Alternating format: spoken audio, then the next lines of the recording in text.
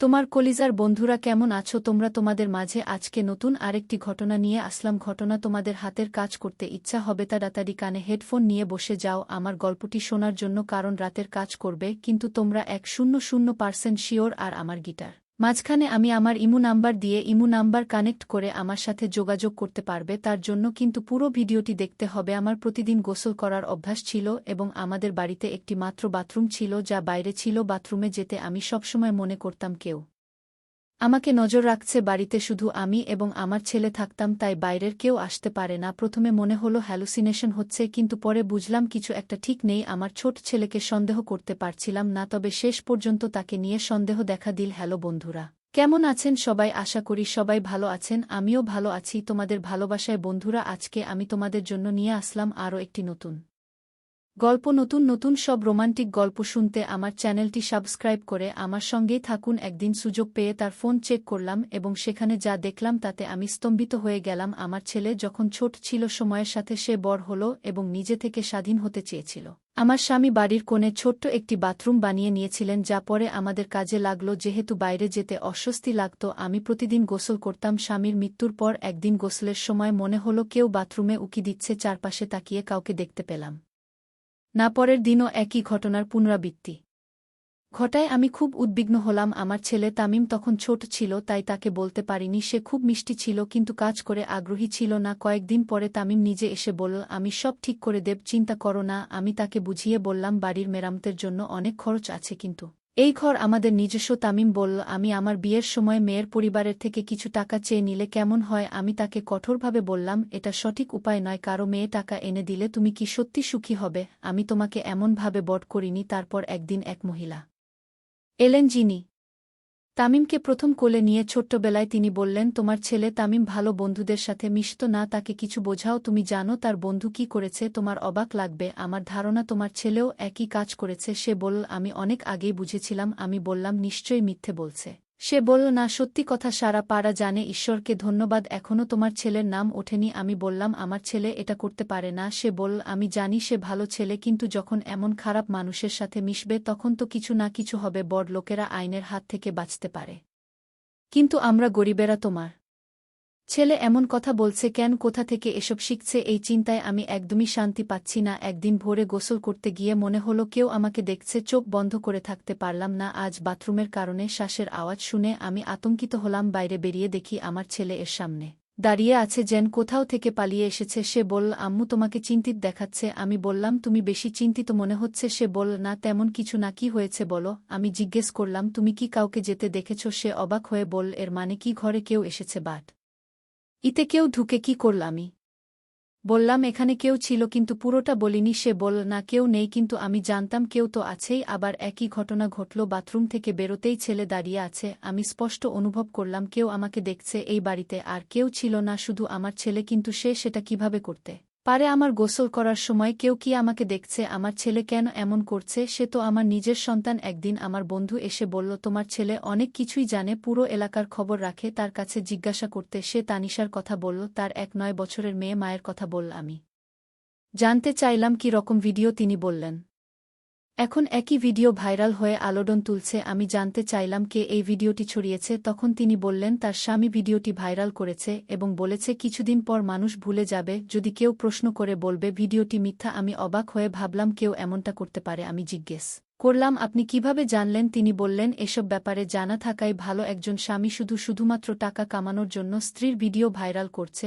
আপনি কি ভাবছেন সমাজ কোথায় যাচ্ছে? আমাদের সন্তানদের সঠিকভাবে দেখাশোনা করা উচিত। তার মেয়ে সোনালির সাথে আমার ছেলের বিয়ে করার কথা ছিল, তবে তার মা শর্ত রেখেছিলেন। আমি বলেছিলাম, এটা ঠিক নয়, আমাদের মতো গরিবের মেয়েরা ধনী পরিবারে বিয়ে করবে না। বুঝতে পারলাম না। আমি তাকে বলেছিলাম, গরিবের ঘরে গরিবের মেয়েরা থাকুক, তুমি যদি চাকরি খুঁজে নাও আমি তোমাকে সোনালির সাথে দিয়ে দেব। আমি বললাম, তবে তুমি সময় দিতে পারো, কারণ তাড়াহুড়ো করা উচিত নয়। এখন তো সবকিছু আমাদের করতে হবে। আমার ছেলে বলল, আম্মু চাকরি না পেলেও কিছু টাকা পয়সা পেয়েছি, কিন্তু কাজটা ঠিক নয়। আমি জিজ্ঞেস করলাম, এটা ভুল কাজ কি? সে উত্তর দিল, আমি পরে বলবো, এবং চলে গেল। আমি ভাবতে লাগলাম এই কদিনে কি ঘটছে। ছোট ছেলে বা মেয়েদের ফাঁসানো হচ্ছে। আমাদের এলাকা বোর্ড ছিল, অনেক গল্প ছিল, আমার বন্ধু জানত সব। আমি চিন্তিত ছিলাম আমার ছেলে আগামীকাল কি করবে। কেউ একটা ভিডিও ভাইরাল করেছে, আমার মনে হচ্ছিল যদি গোসল করি কেউ আমাকে দেখছে। এই চিন্তায় মন খারাপ হয়ে গেল। আমার স্বামীর সাথে সুখে কাটিয়েছি, এখন এই বয়সে যদি কিছু হয় কি করব। ছেলে যদি জানতে পারে সে কিছু করতে পারবে। সে তরুণ, আবেগপ্রবণ। বাথরুম কোণে ছিল, পেছনের রাস্তায় একটা প্রাচীর, বড় স্কাইলাইট ছিল, কিছু লাগানো ছিল না, খুব উঁচু ছিল।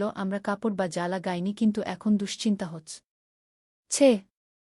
বলার পর আমি বাথরুমে যাই না। গ্রীষ্মে আমি টয়লেটে স্নান করতে গিয়ে ভয় পেতাম, পরিষ্কার থাকতে অভ্যস্ত ছিলাম, কিন্তু এখন এসব নিয়ে ভাবতে থাকি। আমার ছেলের উপর নজর রাখা দরকার, কারণ এই বাড়িতে কেউ আসে না এবং হঠাৎ সে এমন অদ্ভুত আচরণ করতে শুরু করেছে। আগে ছোটখাটো বিষয়েও সে এত রেগে যেত যে মারামারি করতে রাজি থাকত, কিন্তু এখন একেবারে স্বাভাবিক। অন্যদিকে দীপালির মা বারবার বলছেন, আমার মেয়ে তোমার ছেলেকে পছন্দ করে, তাকে ভালো একটা কাজ নেওয়ার জন্য বলো যাতে তাদের এনগেজমেন্ট হয়। কিন্তু আমার ছেলে এর দিকে তাকিয়ে আজকাল বুঝতেই পারছি না সে কোন দিকে যাচ্ছে। আমি ভাবছি কেন কারো মেয়ের জীবন নষ্ট করবে। দীপালি ও একজন পাগল ছিল যে আমার ছেলেকে ভালোবাসত। আমি ভাবলাম যদি সত্যিই তাই হয় তবে তাকে কয়েক বছর অপেক্ষা করতে হবে, কারণ ও আমার বন্ধুর একমাত্র মেয়ে ছিল এবং আমিও তাকে খুব সুন্দর মনে করি। আমি ছেলের উপর নজর রাখতাম যখন সে বাড়িতে থাকত না। আজকাল সে বাড়ির বাইরে থাকত। একদিন আমি খাবার না খেয়ে গোসল করতে যাই, তখন আমি তার রুমে তার ফোন পড়ে থাকতে দেখেছি। আমি ভাবলাম তার ফোনে কি আছে তা দেখে নেব, কারণ আমি তার মা, আমি ফোনটা চেক করতে পারি। তবে যদি সে ফোনটা লক করে রাখে তাহলে কি করতাম। ফোনটা চালু করার সাথে সাথেই বুঝতে পারলাম সে লক করেনি বা কোনো পাসওয়ার্ডও সেট করেনি। মায়ের কাছ থেকে কিছু লুকানোর দরকার নেই। আমি গ্যালারি খুললাম, সেখানে একটি ভিডিও ছিল। ভিডিওটি খুলতেই আমার হৃদয় ডুবে গিয়েছিল। ভিডিও বাথরুমে ছিল, ভিডিওতে যা ঘটছে তা স্পষ্ট ছিল। আমার চোখে জল এসে গেল। আমি বারবার দেখছিলাম যে আরও ভিডিও আছে কিনা, কিন্তু একটি মাত্র ভিডিও ছিল। হঠাৎ কেউ আমার কাঁধে হাত রাখল। ভয়ে আমি পেছনে তাকালাম এবং দেখলাম আমার ছেলে দাঁড়িয়ে আছে। তার মুখেও ভয় ছিল, আমার চোখেও। আমি তাকে জিজ্ঞাসা করলাম এবং অবাক হয়ে তাকিয়ে রইলাম। কাঁচতে কাঁচতে বললাম, তুমি এসব কখন করলে আর কেন করলে? সে কাঁচতে কাঁচতে বলল, যেদিন তুমি আমাকে বলেছিলে আমি সেদিনই করেছি। তুমি বলেছিলে কেউ তোমাকে লুকিয়ে দেখছে। আমি ভেবেছিলাম তুমি রেগে গেলে, চিন্তিত, ভয় পেয়ে যাবে, তাই কিছু বলিনি। ঠিক করেছিলাম যেসব করছে তাকে ধরব। আমার ছেলে বলল, আগে রোশন দানে একটা ছোট ক্যামেরা লাগানো ছিল, তোমাকে দেখা যাচ্ছিল না। পরে বুঝতে পারলাম আমাদের এলাকার ছেলে এসব করছে। আওয়াজ শুনলে একই রাস্তায় দাঁড়িয়ে যেত পানি।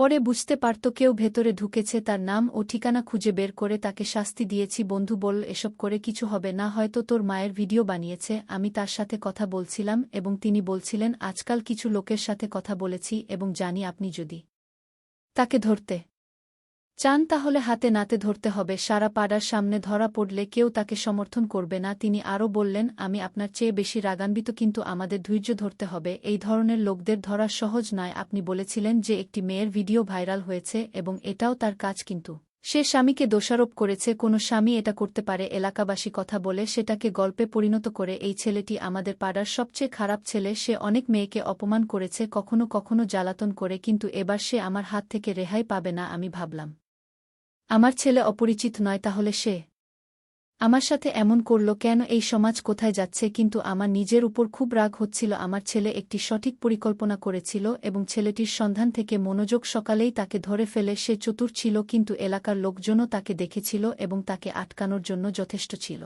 সবাই মিলে তাকে ধরেছিল, পুলিশ মোবাইল ইত্যাদি নিয়ে গিয়েছিল। পুলিশ আরও জানিয়েছে অনেক মেয়ের ভিডিও করা হয়েছে এবং এ নিয়ে অনেক মামলা হচ্ছে। আমরা বাথরুমটা বন্ধ করে দিয়েছিলাম। আমার ছেলের বিয়ে চলছে দীপালির সাথে এবং তারা এখন বিয়ে করতে যাচ্ছে। তবু আমি ভাবছি এই ঘটনাগুলি আমার মাথায় আসে এবং আমি খুব রেগে যাই। এইসব আমার বন্ধুত্বের কারণে হয়েছে। সে লোকজনের গল্প বলতো, এখন তার মেয়ে আমার বাড়ির বউ হতে যাচ্ছে। যদিও আমার বন্ধু খারাপ ছিল না, কিন্তু তার আচরণ পছন্দ করিনি। আমি ভাবতে লাগলাম আমার ছেলে কেন এমন করল? আমার ছেলে তো আমার সাথে এমন করতে পারে না। এত মলা নিয়ে সে আমার মন ভরে দিয়েছে যে আমি আমার ছেলের কথা খারাপ ভাবতে শুরু করলাম। কিভাবে আমি আমার ছেলেকে বড় করেছি, আমি তাকে সঠিক কাজ শিখিয়েছিলাম। তবে আমাদের সমাজে অনেক অপ্রত্যাশিত ঘটনা ঘটে। আপনার জীবনে কি কখনো এমন কিছু ঘটেছে? অনেকেই এমন পরিস্থিতির মুখোমুখি হয়েছে।